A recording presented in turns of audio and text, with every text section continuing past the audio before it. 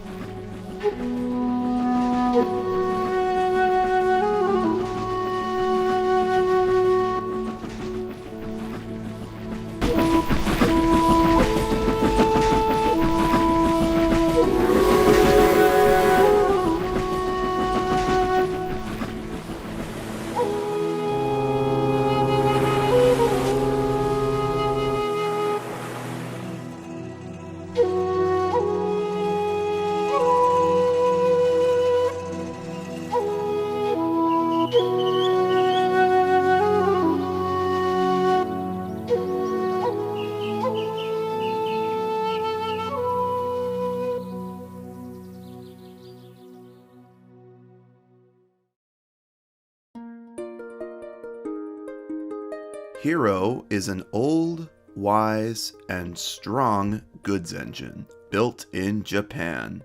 He found his way to the island of Sodor a long time ago to help build the railway, and he never left, except for the 2 times he did. Hiro is jovial and easygoing, but also very thoughtful and respectful to his fellow engines, with an appreciation for serenity and the slower moments in life. Once long forgotten, but found and made new again, Hiro is a very grateful and dedicated worker, and respectful to all his authority figures. He is one of the most capable engines the island of Sodor has ever seen, managing any job given to him with ease, which has so rightfully earned him the nickname, the Master of the Railway. This will be a very different installment of Sodor's Finest, as we don't have a Railway Series or Model Series interpretation to talk about. Hiro is strictly CGI series only. I said before I wanted to do a Sodor's Finest on a character where I don't dislike the CGI portrayal, so I figured, why not do a character that only has a CGI portrayal? And what better one to talk about than the first all CGI character of them all, right? Ladies and gentlemen, this is the history of Hiro, the Master of the Railway. Do you like stories, Thomas? Yes. Then, I hope you will like mine. Hiro was introduced in the 2009 movie Hero of the Rails, the first full CGI production in the Thomas series, and also making Hiro the first new full CGI character of the franchise. Hiro's history is interesting, and I say that because so many of the CGI characters have little to no backstories or reasons for existing. Hiro stands out in the fact that he actually has an in-depth backstory and history. Hiro came from a railway in Japan. He was the strongest engine on his line, and thus earned himself the nickname, the Master of the Railway. When the Northwestern Railway on Sodor was being constructed, Hiro was contracted and shipped over to the island, crossing many seas over many nights on the journey. According to the movie, Hiro was the first ever engine on the island of Sodor, and was the only one for a long time. As he put it, Sodor was very quiet back then. After that, Hiro never went back to Japan, and stayed on Sodor for some time. But as time went on, Hiro started to wear out and break down. Being from a different country, getting the parts to mend Hiro wasn't easy. The railwaymen parked Hiro in a siding to store him while they waited for the parts to arrive. But they never did. As time went on, Hiro was forgotten about and abandoned. A forest grew around him, while the Northwestern Railway flourished and many other engines came to take over the work. His heart grew fonder, and Hiro missed Japan and all his old friends back home. One fateful day, however, Thomas lost control hauling trucks over a hill, wound up on the old abandoned tracks, and rediscovered the long-lost Hiro. With the help of his friends and the Fat Controller, Hiro was restored to working order and became the Master of the Railway once again. Not long after, the Fat Controller had Hiro sent back to Japan to reconcile with all his old friends he had left behind so long ago. A grand end to a wonderful story about Hiro's rediscovery. Hiro says his final farewell to his new friends that saved him. I will never ever forget what you did for me. I will never forget you. Perhaps I can visit you. Or perhaps you could come back and visit us one day. Maybe, Pussy. And takes his leave. Very emotional, very soothing. But then a year later he came back to Sodor anyway and stayed there for like 10 years. This kinda makes me upset. Like, I get it, they wanted Hiro in the show, but like, couldn't they have waited a couple seasons to bring him back? He returned so quickly, it really undermined the gravity of the movie's ending. Once Hiro is back on Sodor, he's just like any other engine, and rarely ever misses his home again. Which is so weird because that's all he really thought about prior to being repaired. He did once, which was the focus of an episode, so I'll concede a bit there, but it just comes off as forced since they never really explained why Hiro returned to Sodor in the first place. And if that wasn't frustrating enough, let's talk about Hiro's basis. Hiro is a D-51 class built for Japan National Railways, a very workhorse type of engine. The D-51s were built primarily for heavy goods work. Over 1,000 of these were built, and were Japan's most mass-produced steam locomotive. An appropriate choice for a character to represent Japan in the series, although it severely doesn't work within the timeline that they have established. Hiro was stated to be the first engine on the island of Sodor, predating 19th century engines like Edward. The D-51s, however, weren't built until 1936, years after Hiro would have been shipped to Sodor. Obviously the writers didn't know or care about this when they wrote the movie. I mean, it doesn't really affect the plot or anything, but it is quite a head-scratcher, and just adds to the pile of frustration behind Hiro's existence, all the while retconning all the previous established history about Sodor's beginnings. So you would think all this frustration I have with Hiro would mean he's a pretty bad character, right? Wrong. Absolutely not. Hiro is probably one of the most consistent characters in the CGI series. Let's get into that.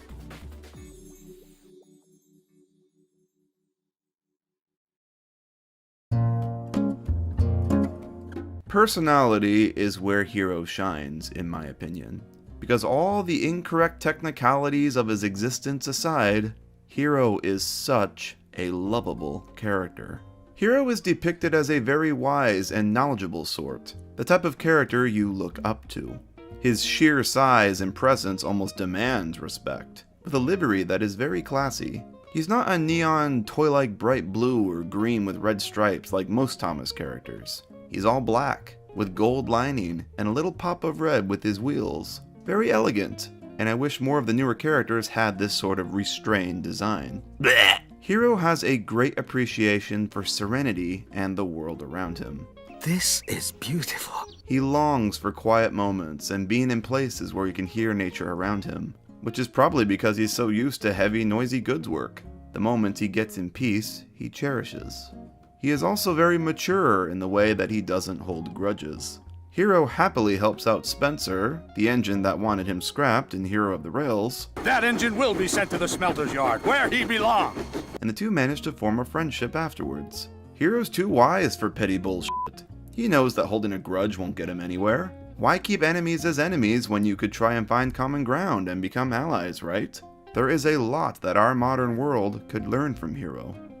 Hiro contrasts the rest of the main cast really well, in the sense that he's very low energy and thoughtful. He notices things about the other characters that are rather introspective. Little details even the audience wouldn't grasp. When Gordon smiles, it changes his whole face.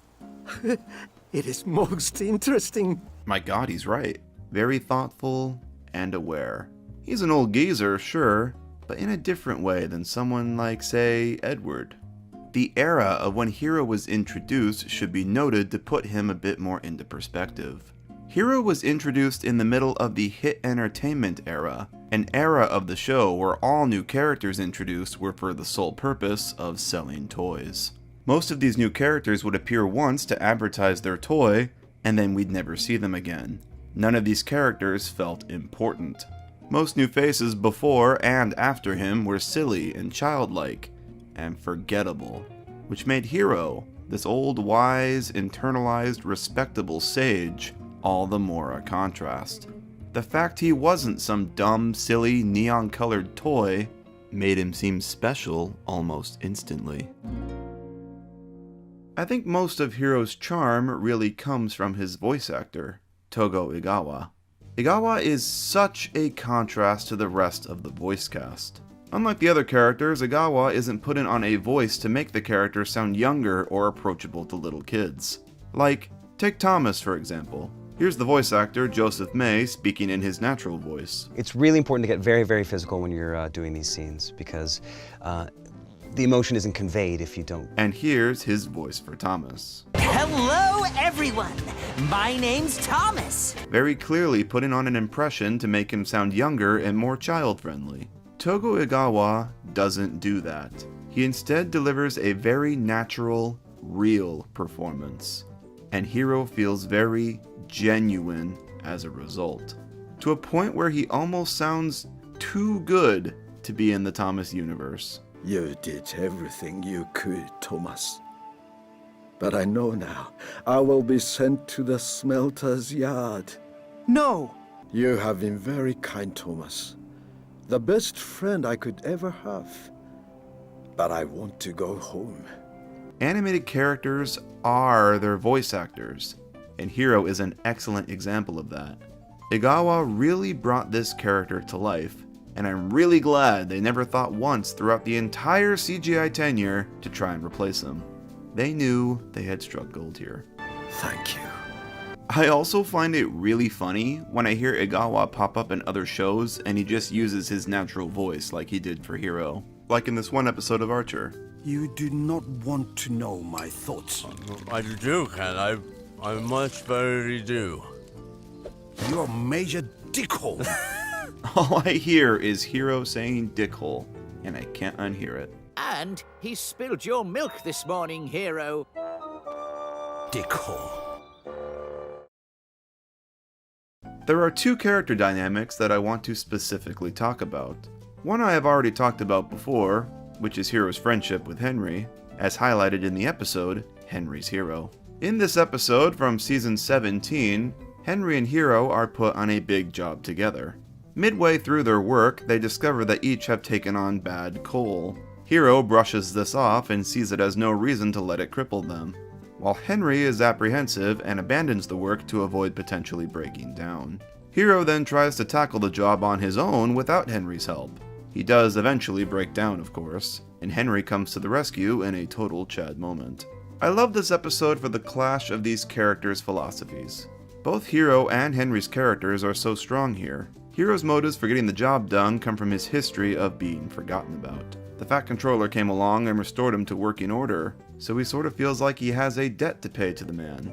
He's going to finish every job he's given, and even if it's too much for him, he's going to go out trying. Contrast with Henry, who has had a history with bad coal, and doesn't want to take the risk and damage himself further. Both characters have proper motives supported by their past histories. The continuity is very consistent here. They're both right in their own ways, but also learn something from each other. Hiro learns that it's right to be cautious, and Henry learned the importance of seeing a job through to the end. By the end of this episode, these two characters really feel like partners, and it's a shame they never touched on this dynamic again. They really had something good here. I adore Henry's Hero. It's easily in my top 10 for the CGI series. The other dynamic I'd like to discuss is Hiro and Thomas, which is spotlighted in several episodes. Thomas and Hiro's friendship is so sweet. It's like a kid and his grandpa. Thomas, in his truest form, is a little prick that respects no one. He loves nothing more than to tease his superiors like Gordon and James. But with Hiro, he never does.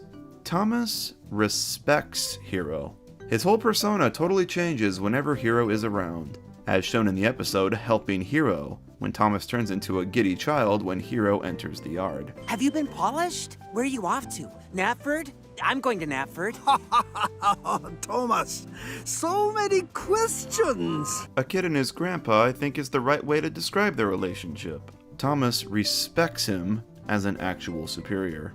And on the other side of the same coin, Hiro also respects Thomas. Hiro respects everyone, of course, but there is quite a bit more of a connection between these two. From Hiro's standpoint, all his friends abandoned him. All his old friends back in Japan are probably long gone now, and the original Sodor Railway staff just forgot about him and left him to rust. For years, Hiro sat alone with no one to turn to. Then here comes along this little blue tank engine that vowed to get him working again. I promise I will make you a really useful engine once more. I will make you master of the railway again. Thomas went out of his way to save Hiro. He fumbled a bit on the way, sure, but it was his efforts that got Hiro in steam again. Even long after Hiro was working again, Thomas still kept his vow. When Hiro broke down in helping Hiro, Thomas went out of his way to find parts for him. When Hiro was depressed and happy Hiro, Thomas made it his mission to put a smile on his face. I thought you weren't coming, Thomas. I told you, Hiro, I'm not going to let you down. Hiro recognizes Thomas's efforts and is forever grateful for them. The first engine to show him some real affection after decades of being forgotten about. So much so that he even refers to Thomas as his best friend. Hello, Thomas, my best friend. Aww. Despite having a good run of appearances throughout the CGI tenure, Hiro eventually took his leave from the series. Around the time the Big World Big Adventures era started, Hiro just sort of disappeared. His last appearance being in the movie Journey Beyond Sodor, when Henry collided with his goods train.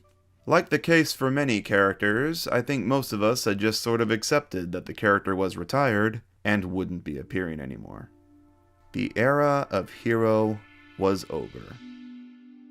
But then, a silver bullet shot in. Kenji is a Zero Series Shinkansen, a bullet train also from Japan. Kenji made his debut in that stupid 2020 Boba special with the dancing robot I don't remember the name of. He came to Sodor for a world fair at Ulfstead Castle as an example of the newest in railway technology. Which, timeline-wise, I guess makes enough sense. Sure, why not? He stayed around on Sodor for a short while afterwards before making his voyage back to Japan. While on Sodor, they converted him to run on battery power so that he wouldn't have to use the overhead lines. Oh. And then they use him to pull wagons. Oh my god, this looks so dumb. Character-wise, I mean, there's not much here. He's a bullet train. He's fast. Yeah. He has a fear of being on a ship by himself, which is something, I guess, even though he made the voyage there in the first place with no problem. He exists to sell toys. That's about it. I, like most other fans in the world, was very indifferent when Kenji was revealed. I was sort of just like, oh. Like, of course they'd introduce a bullet train. I'm kinda shocked it took them this long to. What I wasn't expecting was Kenji to be the catalyst of a much bigger story. A story that gives Hiro some closure. Let's dive in. In the season 24 episode, Kenji on the Rails Again, Kenji is preparing to be shipped back to Japan. He has a fear of traveling on the ship alone, and hides to avoid being found. Hiro makes his big reappearance here. When he hears there's another engine from Japan on the island, he happily helps Thomas find the lost Kenji. They find Kenji, who then explains his fear of traveling on a ship by himself, to which Hiro replies, I can't travel with you. Hiro, what are you saying? To Thomas's utter shock, Hiro is finally ready to leave Sodor once and for all, and the blue engine has to deal with saying goodbye to him for the final time. The episode ends with Hiro leaving on a ship with Kenji side by side. Thomas sees the ship off, watching his two friends sail away back to their beloved home. A shockingly touching end to a Bwubba episode, of all things. They even set this plot up in the special when Thomas tells Kenji about Hiro. I've never been to Japan, but I've heard all about it from my friend Hiro. You have a Japanese friend called Hiro? Like, huh. That was a clever setup. What is this? Competent writing in the Bwubba era? Am I losing my mind? What? Kenji, on the surface, was just the newest toy. But as we found out, he represented something a little bit more than that. He was a red herring for this much bigger story with Hiro. a story that gives some actual closure to this legend's character. Hiro, the first all CGI character introduced right at the start of the CGI series, finally leaves for home in the final season of the CGI series. It all started and ended with him. Simply poetic. I don't love this episode, and I think it's honestly pretty rushed all things considered, but I do love what they were going for. I really wish this had been like a two-parter or something to explore the heavier themes in it a bit more. You would think something as big as Hiro leaving for the final time would be a much bigger occasion, with other engines and the fat controller at the dock seeing him off. Now many are probably asking, why did they randomly decide to make Hiro leave now, 10 years after he returned? Well, here's the current rumor. As we all know, Thomas and Friends got the plug pulled rather suddenly after its 24th season to make way for the current reboot. Originally, they had planned for a 25th season, in which the big new country Thomas would visit that year would be Japan, with Hiro and Kenji being the token characters he interacts with there. This rumor is sort of supported by this line in the episode. Promise me, Thomas, you'll come to Japan one day. I'd really like that! I'm actually really glad this didn't happen. One, because I was happy to see the deplorable Big World Big Adventures era end. And two, because it didn't turn this nice scene into a cheap setup for spin-off crap. It instead is now forever just nice closure on Hiro's character. Beautiful. Hiro is symbolic of the CGI era of Thomas as a whole. He had his best episodes during the show's Renaissance seasons, and what a shock, the show started to suck hard when he stopped appearing in it. I'm not saying Hiro is the sole reason for the CGI show being good or bad. What I'm saying is that he's an interesting parallel. Hiro kinda is CGI Thomas. He's everything we love and hate about it. He's technically flawed, it makes no sense timeline-wise, and is all the more frustrating the more you think about it, but he looks so damn cool, and has a great character, and is so endearing anyway. That's CGI Thomas as a whole, is it not? Hiro is the one that kicked it all off, and the era ended with him. He's a different type of old character than Edward or Toby. He's a type of character whose presence demands respect. He's wise and thoughtful and aware, and also a jolly old soul. And in a series that lost its way and tried to make everything new it introduced the flashiest and funniest and wackiest thing they could think of, the slower, more nuanced and thoughtful character of Hiro was always welcome. He is a wonderful role model in the modern series for the young audience watching. I'm not sure if I would say Hiro is my favorite CGI character of the series, especially when we got the likes of Steven and Victor and Paxton too, but he's definitely in the top 5 for me. He has a very interesting backstory, one that they always stuck to, is a great parallel to the CGI series as a whole, and most importantly, a very consistent character. He may not be from Sodor, but he is still truly, in this fan's opinion, one of Sodor's finest.